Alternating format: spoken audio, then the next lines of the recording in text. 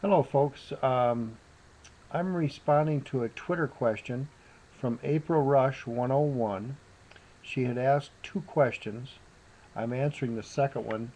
Her questions are about Hitler and Nazi Germany.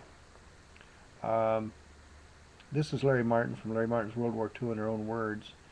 The question is, children in school, how were they influenced by Nazi ways, and how was Hitler portrayed in posters? So what I did is I called a German friend of mine named Ernst Floater, and he was in the military during World War II in the German Army, the Wehrmacht. I also will be telling you about a fellow named Leo Forster, who was in the German Army, the Wehrmacht.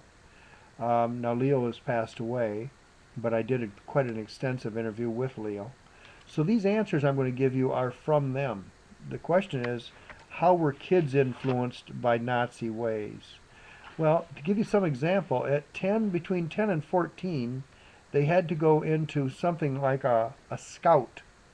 They had to. The government made them. And then at 14 or 17 years old, they had to go in. Now, I could have some of these dates wrong on the ages. Um, my German friend Ernst just told me about it. But they went into the Hitler Youth, and they had to use a spade.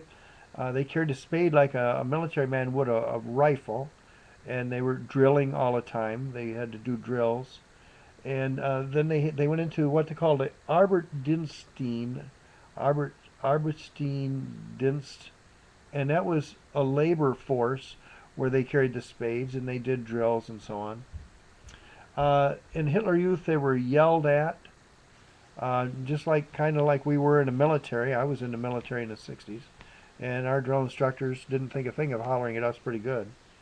Um, what Ernst told me he saw too is kids, how they were influenced. Um, they'd see signs. He said he didn't see them in his town, but he knows they were there in other towns like Berlin. Jews keep out, Gentiles only, do not buy from Jewish stores. Um, Also, he tells of a friend of his, a Jewish boy, that was personally spit at. Um, Now, if you carry this a little further, Hitler came to power in 1933. Now, these are stories from Leo and Ernst, and Leo's passed away, but Leo was involved in 1938 in what's called Crystal Night, we call it. They called it Crystal Knock, but it was Crystal Night. That's where they destroyed many Jewish businesses, broke windows. Leo was given a sack of rocks. Now he's 13 years old and he's being told by responsible adults to go break windows out of Jewish businesses. And they had put stars of David on these businesses so they knew what businesses to attack. And they sent hundreds of kids out, probably thousands around the country, and did these things. Now these kids were 13. My friend Leo Forster was 13 years old. He didn't know about the racial purposes of Hitler's thinking. He didn't know about um, any part of the negatives. He was just told to go break windows, and he thought, "Wow, this is fun." Well, Crystal Night was terrible, and Ernst talks about how the Jews were sent away, but it never entered their minds that they were going to be killed. They thought they were just sent away.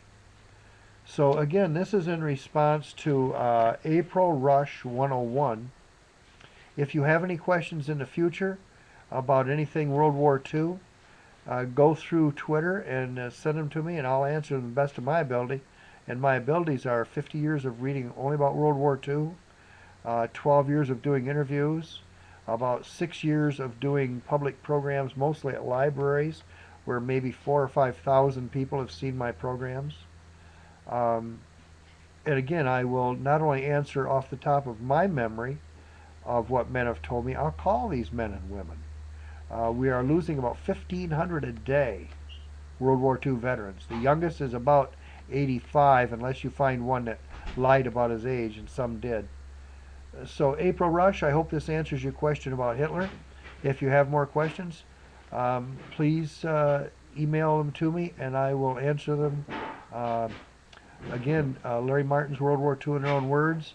I have all these interviews that are, I have permission, written permission to sell, and I'm just trying to keep history alive. Young people need to understand our freedoms didn't come free, and some of these men and women, you've heard me talk about a little PTSD.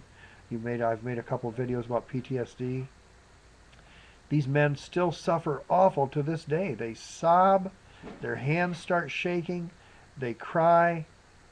They suffered, and they suffered for you and I. I was born the year after the war. We just got to remember that these men paid a terrible price, if not physically, emotionally. So if you get a chance to meet a World War II veteran, if you see one with a hat on, walk up and thank them. Thank them for what they've done for you and I. Thanks, folks, and I hope you enjoyed this little talk. And I would like to thank April Rush 101 for asking the question. Bye.